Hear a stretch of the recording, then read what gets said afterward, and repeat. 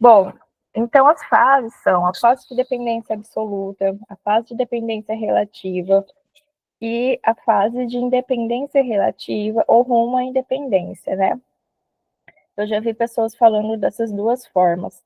Geralmente eu falo independência relativa, mas enfim, o sentido é o mesmo, que é aquele sentido de que conforme nós vamos amadurecendo, nós vamos chegar, né? Precisamos, é como se fosse destino, né? Assim, de alguma forma, chegarmos à fase de independência, de autonomia. No entanto, essa independência, ela nunca é total, de alguma forma, nós sempre estaremos dependendo de algo ou de alguém. Por isso que é uma independência relativa ou rumo à independência, né? A fase de dependência relativa, como eu disse, ela vem após a fase de dependência absoluta. A fase de dependência absoluta é aquela fase, né, dando uma contextualizada, é aquela fase em que o bebê e a mãe estão fusionados emocionalmente. Então, para o bebê, ele tem esse sentido, né, de que ele e a mãe são um só. Aliás, né, nem existe a mãe. A mãe ela não é vista, não é percebida e não é reconhecida como alguém separado dele, como objeto externo. Tudo é ele, tudo é sobre ele. E precisa ser. Nessa fase, é aquela fase, né, do bebê, ser a vossa majestade o bebê, narcisismo primário, e precisa que seja assim. A mãe também, nesse momento, ela está ali de alguma forma identificada com esse bebê, então parte dela também está ali fusionada a ele. Então, essa dupla está fusionada nesse momento. Quando eu falo mãe aqui, né, eu estou falando da pessoa que está ocupando essa função materna. Pode ser a mãe, né, mas pode ser ali qualquer outro cuidador que se ocupe desse momento. Então, é um momento assim em que a mãe está voltando aí para suas atividades, seja voltando para o seu trabalho, né, voltando aos seus outros interesses, no qual, de alguma forma, ela deixou de lado na época de dependência absoluta para se ver apenas com o bebê. A mãe, ela começa a ser percebida como um objeto externo, como um objeto não eu, e assim também a percepção da realidade externa começa a surgir. Essa percepção da realidade externa vai sendo possível a partir dessa desadaptação gradual do ambiente diante os cuidados do bebê. No início, lá na outra fase, o ambiente se adapta prontamente às exigências e ao desejo do bebê. Ele quer, o ambiente faz, na hora e no espaço que ele precisa. Aqui, nesse momento, o ambiente já começa a ir se desadaptando, mas, como eu disse, de forma gradual. É muito pouco a pouco, porque precisa estar dentro da tolerância, dentro do limite de tolerância da criança. Né? Não pode ser de uma vez, não pode ser de repente, não pode ser para além do que ela tolera, que ela pode suportar emocionalmente.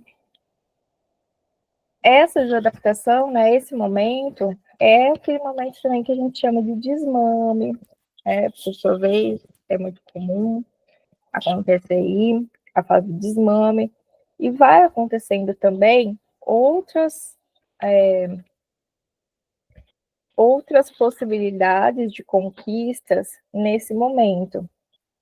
Então, o bebê ele também está passando pela a fase da transicionalidade, perdão, em que, vivendo ali a separação com a mãe, ele adota um objeto como uma primeira posse não eu, que vai representar esse objeto que está de alguma forma ausente, para que ele consiga ali tolerar as angústias dessa ausência, né?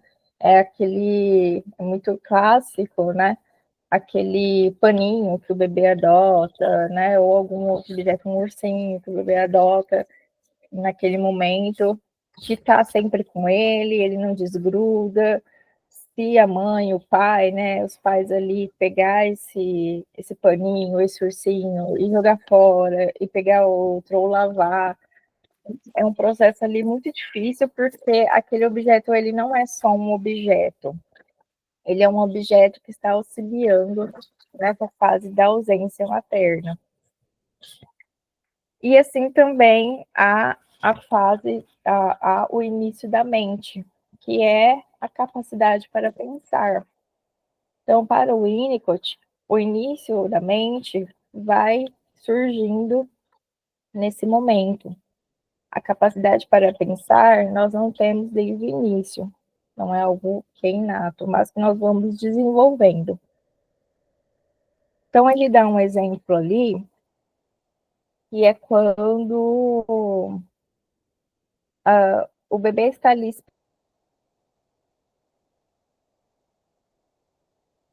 esperando a alimentação. Tá ali, e a mãe está ali na cozinha, fazendo ali, né, preparando os alimentos, né? Então tem aquele barulho, todo aquele ruído ali na cozinha. Se a gente pensa em desmame, né? Pode ter um momento aí da introdução alimentar, então a mãe está lá preparando a papinha, preparando o alimento, ele está lá chorando, né? Buscando a satisfação, buscando aquilo que vai trazer a sua necessidade. Mas, conforme ele vai ouvindo aqueles ruídos da cozinha, ele vai compreendendo, a partir da sua capacidade intelectual, que a sua necessidade vai chegar, que aqueles ruídos são os sinais de que aquilo que ele precisa vai chegar. Então, é claro que essa é uma experiência que vai sendo, conforme vai sendo repetida, porque vai dando esse sentido também de previsibilidade, né? O bebê vai conseguindo acompanhar, vai conseguindo compreender, e assim ele não fica tão aflito diante a espera, diante aquilo que ele não pode controlar, porque nesse momento ele já percebeu, né? Ele começa a perceber que aquilo que ele recebe é alguém que traz, não é ele quem cria, como ele acreditava, né, ali na fase de dependência absoluta. Então, ele já começa a reconhecer essa dependência. Então, esses sinais, esses ruídos, né, e essa previsibilidade também, vai auxiliando com que ele possa ali pensar e possa esperar e possa tolerar esse tempo, espaço ali em que a mãe está ausente e que ainda ela não veio. Então, o pensar também auxilia nessa compreensão, pensar auxilia na espera, auxilia na confiança, né? Porque o objeto está ausente, mas retorna com o cuidado que ele precisa.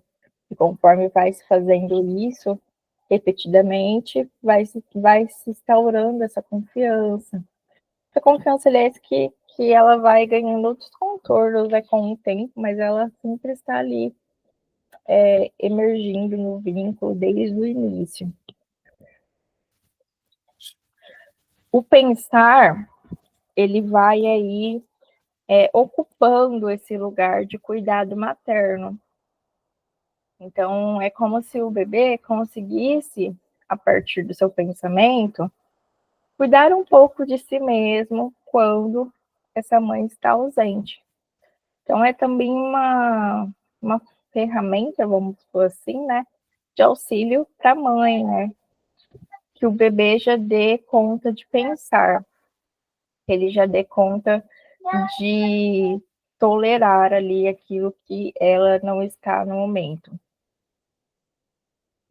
O pensar, ele pode ser, assim, também encontrar alguns os obstáculos, né? Ele pode ali ter algumas alterações nessa capacidade.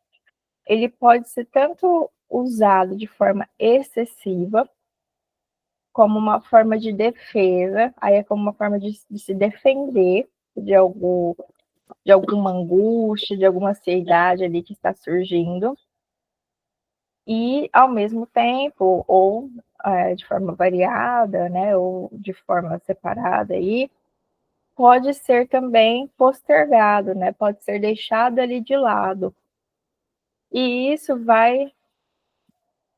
pode acontecer de acordo, aliás, com as adaptações do ambiente. Então, se o ambiente se separa, né, de uma forma muito rápida, como eu falei, não é gradual, não é dentro do limite, não é dentro da tolerância, o pensar pode começar a ser explorado como forma de defesa. Pensamento excessivo, né, uma intelectualização ali, uma dificuldade da pessoa, às vezes, conseguir se tranquilizar, ela precisa estar sempre pensando, dificuldade para relaxar, né? Porque esse pensamento é como se fosse o cuidado que está ali faltando. E de uma forma muito rápida, né? E também essa postergação, então, desse pensamento, né? E isso pode acontecer, assim, de ser deixado de lado. A gente pode dizer também de que, às vezes, quando essa adaptação não se desadapta, né? A separação emocional ali, a separação emocional, a separação física, né? Por vezes não tem esse espaço, porque é o espaço, é a falha, né? Aliás, essa desadaptação, ela vai sendo sentida como uma espécie de falha. Então, é essa falha que o bebê sente que vai abrindo essa possibilidade dele começar a pensar.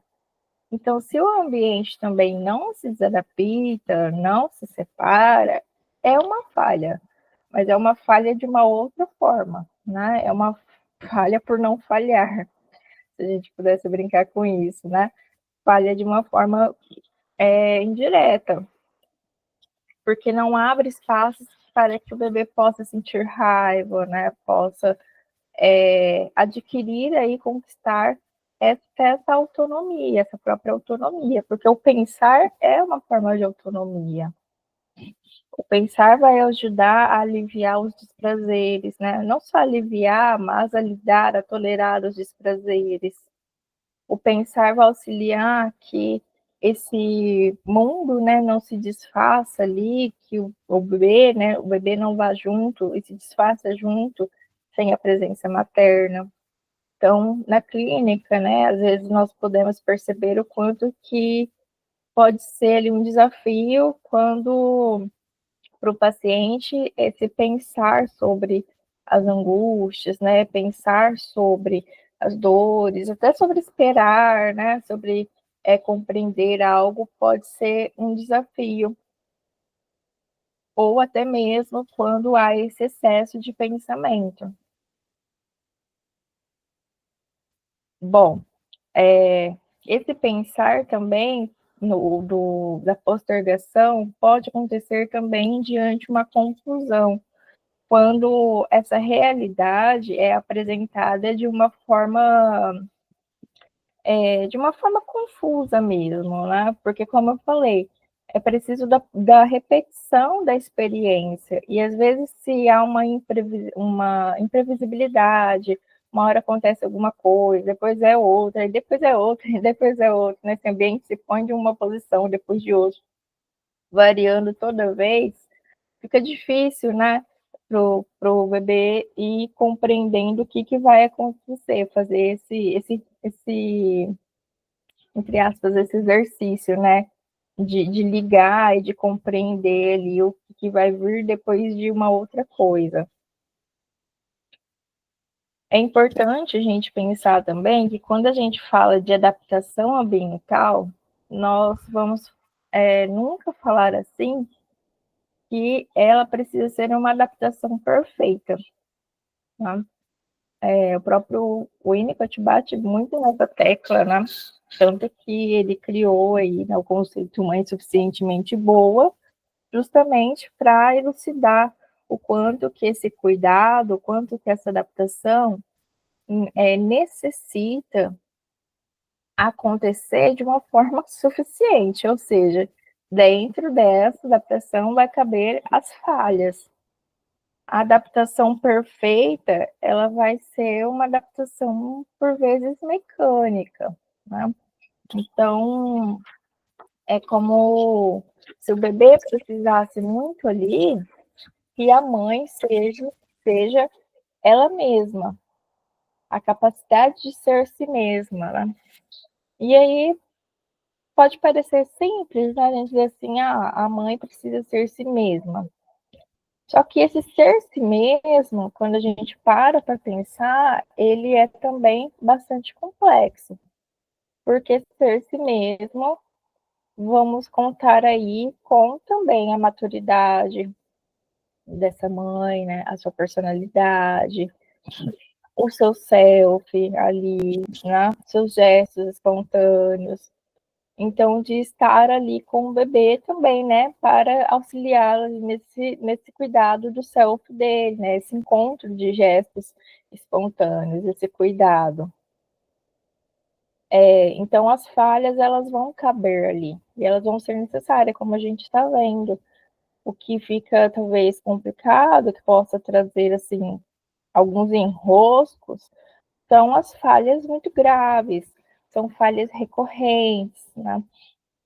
O Winnicott liga, por exemplo, a psicose às falhas ambientais lá do início, na fase de dependência absoluta, mas falhas graves mesmo, né? No cuidado.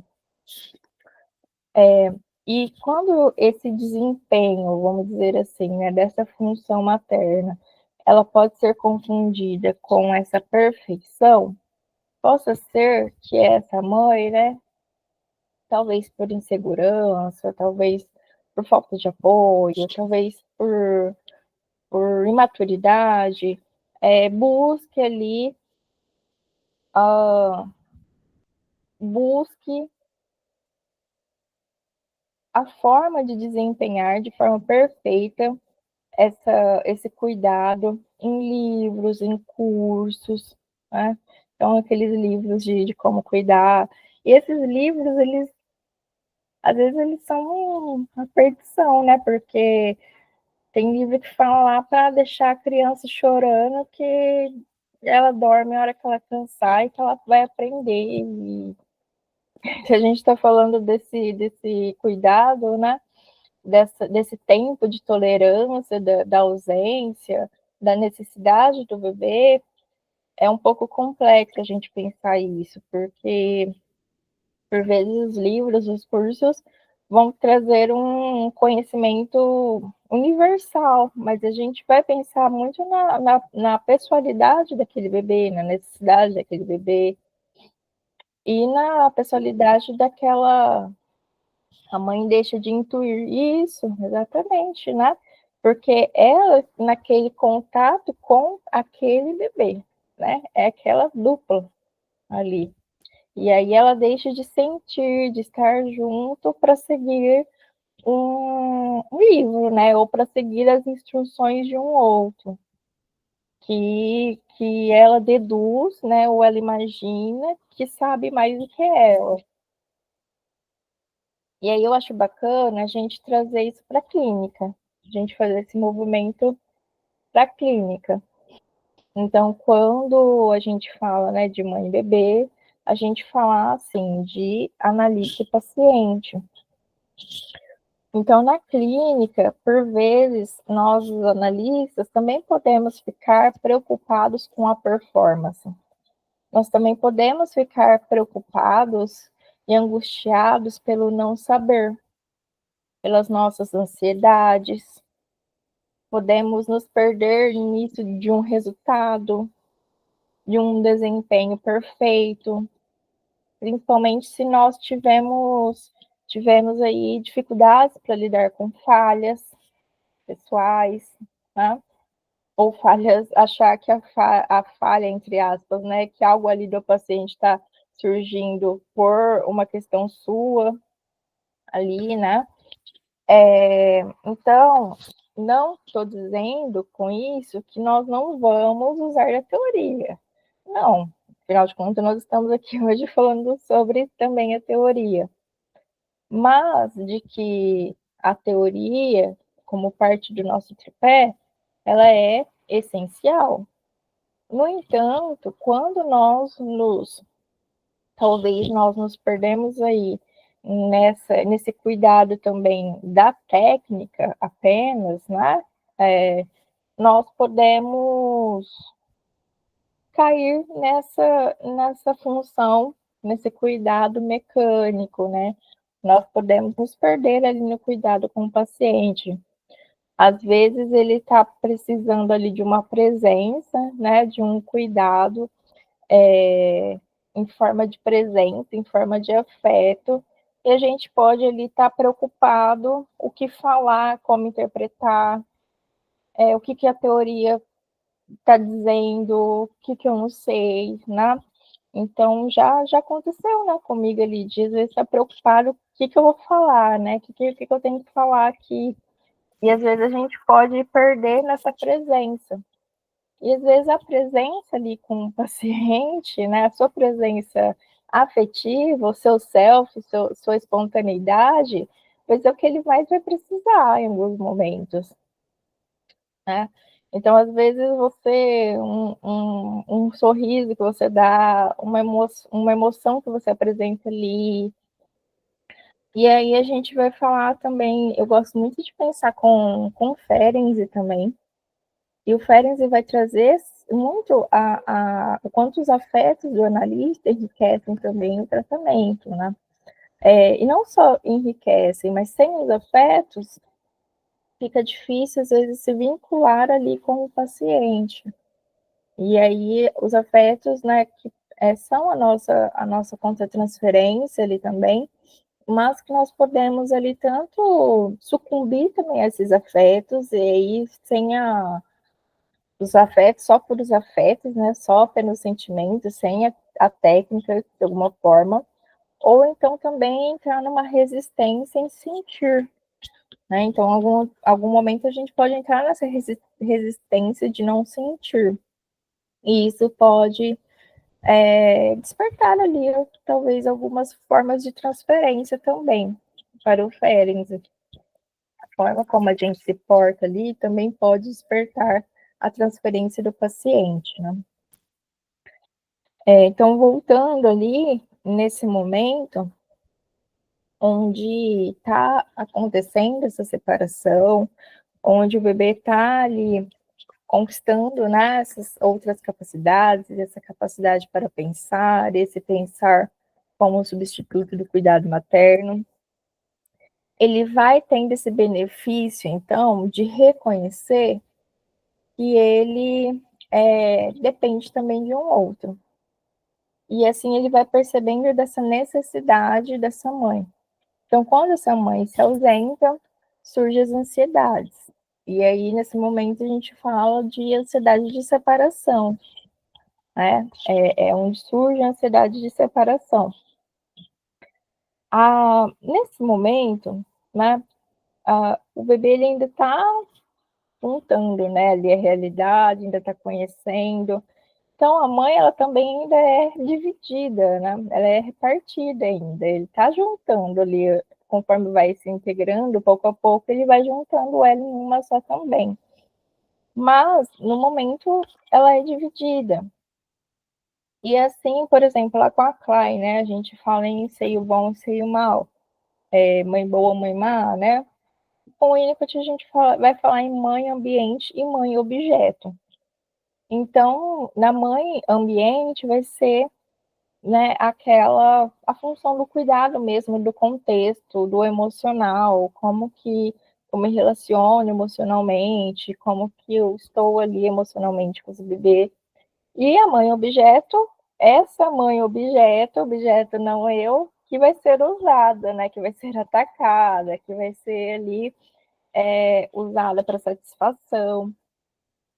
Então, nesse momento também, as fantasias do bebê agressivas também estão emergindo, né? Não só nesse momento, desde ali do início, de alguma forma, essa agressividade está atuando, mas agora é como se fosse uma agressividade diante a perda, porque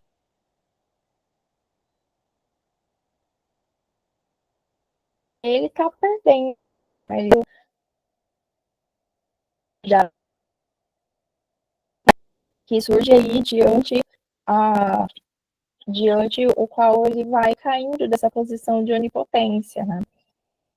Então, esses impulsos, né, agressivos ali, diante essas falhas ambientais, vão sendo direcionados ali, né, a essa mãe má, né, que aqui de dentro, esse objeto interno mal, né? E aí, o bebê, ele de alguma forma acredita, né, ou ele imagina ali que quando a, a mãe se ausenta, ela se ausenta porque ela está com raiva dele, né? Porque ainda tem resquícios de onipotência. Essa onipotência ela está se desfazendo, mas ela ainda está ali atuando, né? Então ele acredita que essa ausência é uma consequência de uma raiva que ela sente por ele. E aí ele também sente raiva diante dessas falhas. Então ele imagina que vai ter uma retaliação, né? Vai ter ali o medo da retaliação, a fantasia de que o objeto ataque de volta. Só que conforme ele imagina isso, e a mãe, né, de fora, né, o objeto externo real, vem e oferece cuidado, isso vai caindo. Aí ele vai, o que eu imaginei não aconteceu, né? Então, aquilo que ele imaginou ali no campo subjetivo, a realidade não aconteceu, porque ele não controla a realidade. Agora, isso vai ser muito importante, porque pode ser que há ambientes que retalhem, pode ser que há ambientes que contribuam, né, para que essa fantasia se torne real. Esses tempos eu assisti um filme que chama Baby Ruby, né? Muito bom. E aí, conforme eu ia entrando essa fase assim, de separação, a mãe começou a acreditar que a criança odiava ela. E aí, quando a criança chorava, ela ia lá no berço e gritava com o bebê, né? Várias coisas. Então, assim, é um filme. Mas, infelizmente, há contextos que podem acontecer, né? Então, a forma como o ambiente vai se adaptar e vai estar ali presente é muito importante também, né?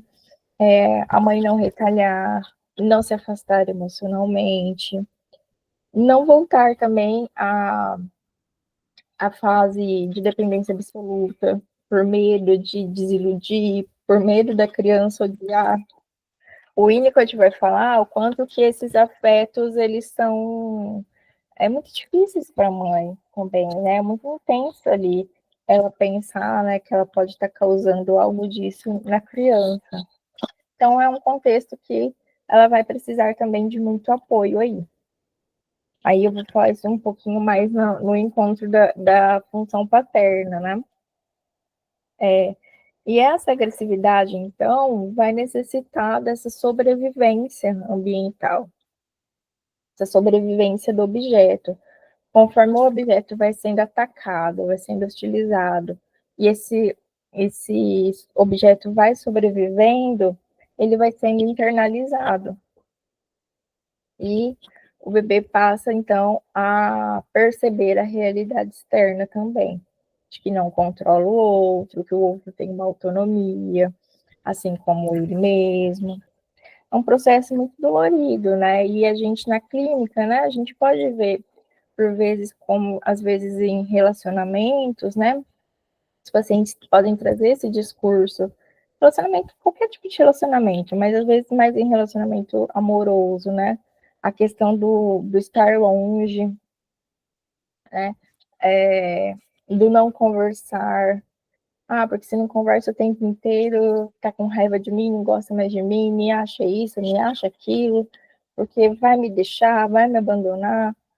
Então, precisa daquela presença constante para confirmar o afeto. Então, isso a gente pode ir ligando a esses momentos, essas fases, né? Também dá para a gente pensar sobre a agressividade dos nossos pacientes, né? Como que essa agressividade pode ser expressada, ela pode ser usada, o ambiente sobreviveu, foi possível reparar, porque é muito importante isso. Quando o bebê ataca o objeto e depois ele começa a perceber que, opa, é a mesma, né? A mãe objeto e a mãe ambiente, ele vai buscar aí formas de reparar através dos gestos espontâneos. E aí é muito importante que esse ambiente receba esses gestos. Então, isso também pode vir a acontecer conosco na clínica, né? Ali a partir da transferência. E essa questão da agressividade.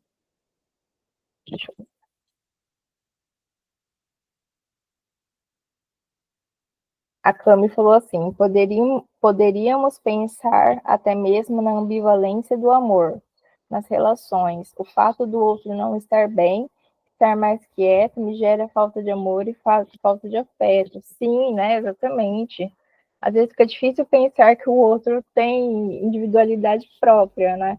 Então, às vezes, o outro está quieto por algo de si mesmo, da sua própria vida. Mas a ligação é que tem algo comigo. Fui eu que fiz, fui eu que causei, sou eu que sou assim. Então, a onipotência, né? Volta para si mesmo. E o outro tá lá, às vezes, no mundo, só no mundo da lua, né? No mundo da batatinha, nem pensando ali em nada. E tá mais na fantasia do outro, tá acontecendo tudo isso. E aí, nesse processo da agressividade, né, é bacana a gente pensar nessa qualidade da agressividade também. Então, a agressividade ela vai ser também esse motor para conhecer a realidade, né?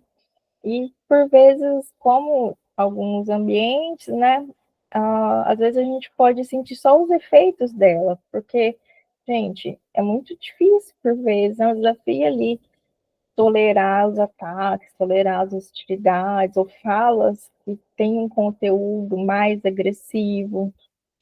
E aí, por vezes, nós podemos ser afetados muito mais pelo efeito e perder ali a qualidade dela, perder ali o que ela pode estar trazendo de integração mesmo psíquica, né?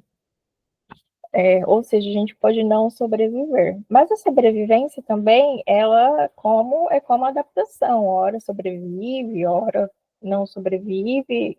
O que vai alterar é a frequência, né? O que acontece mais? Qual que é o que é dado mais, né? E aí, esse objeto primário, que é a mãe, é o primeiro objeto ali no qual acontece a identificação do bebê. Independente do gênero, primeiro objeto no qual se identifica é a mãe. E conforme ele vai, então, ligando, né, juntando e percebendo como objeto externo, começa algo muito bonito, que é o que o Winnicott chama de identificação cruzada.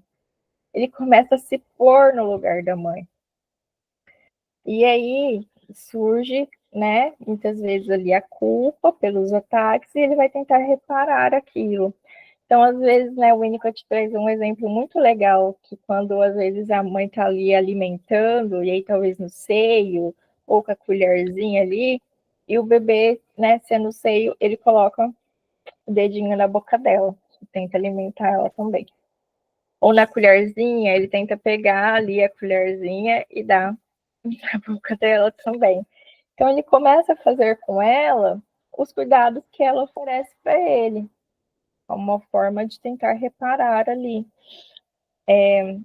E é importante, novamente, que se receba isso, que os gestos sejam reconhecidos, para que ele possa perceber também essa capacidade de reconstruir, essa capacidade de construir aquilo que ele possa acreditar que destruiu. Tá?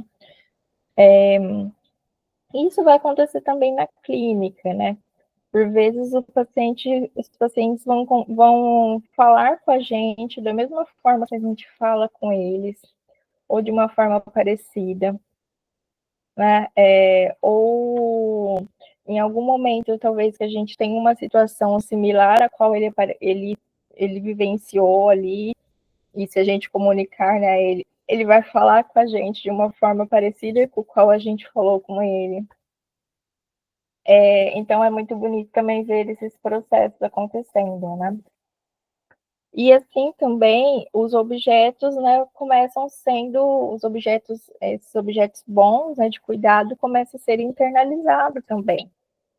Então, se lá no início, né, o bebê antes criava o mundo, e aqui na dependência relativa é bacana a gente pensar que a criatividade ela precisa continuar. O que cai é a ilusão de onipotência.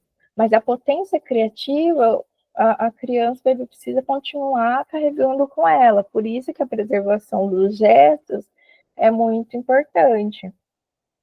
Então, lá ele cria o mundo. Aqui, agora, ele vai ser capaz de povoar esse mundo. E aí, aquilo que eu carrego aqui dentro, eu também vou povoar esse mundo lá fora. Se eu estou carregado de objetos bons, eu vou povoar esse mundo, né, com confiança. Eu vou para o mundo com confiança, com esperança, eu vou acreditar que eu vou encontrar outros objetos bons. Não é uma cisão, né? Não é que o mundo é perfeito ou é Alice no País das Maravilhas. Mas não tem também esse outro lado que se eu carrego só objetos ou em maior quantidade de objetos hostis, de que o mundo é ruim, né? De que sempre uma desconfiança, alguém vai fazer isso, alguém vai me trair, alguém vai me machucar, eu vou estar sempre em perigo, né? As angústias ali, as ansiedades. Por quê? Porque eu estou assegurado com objetos bons dentro do meu self. Então, tudo isso, né, vai sendo despertado, vai sendo conquistado e vai sendo fortalecido diante do amadurecimento, né? E assim, para a gente fechando, conforme essa identificação também ali com os pais, né, é possível que essa criança possa ir compreendendo ali o seu contorno, né, a partir dos pensamentos, dos processos mentais, mesmo que por dentro esteja tendo muitos sentimentos hostis, né? Muito ódio, muita raiva por aquilo que ela não controla, aquilo que não é da sua onipotência. Então, acho bem bacana, né, a gente ter essa reflexão, né, sobre a capacidade de pensar, sobre essa internalização dos objetos, né, das identificações.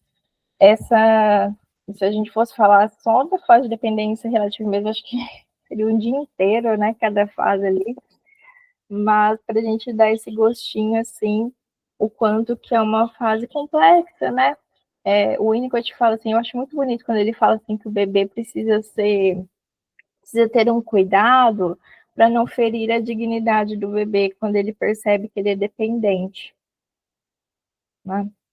Então, também é um cuidado, né? Como se coloca ali, como que se oferece esse cuidado. E, bom, é isso que eu tinha para hoje. Se tiver alguma pergunta, algum querer compartilhar algum pensamento, vocês fiquem à vontade, tá bom?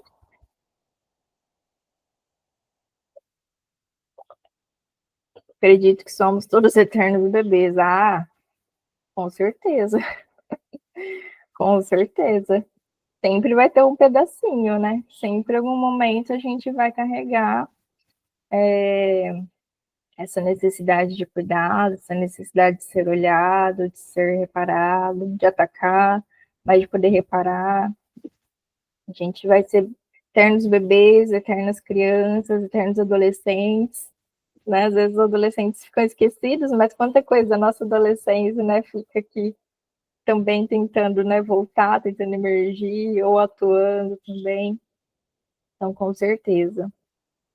Obrigada, Cami, pelos compartilhamentos, pela reflexão. Gente, obrigada, viu? Nós que Obrigada pela presença agradecemos. de vocês, das crianças, dos nenéns por aí também. E até a próxima, então. Tá bom? Beijo.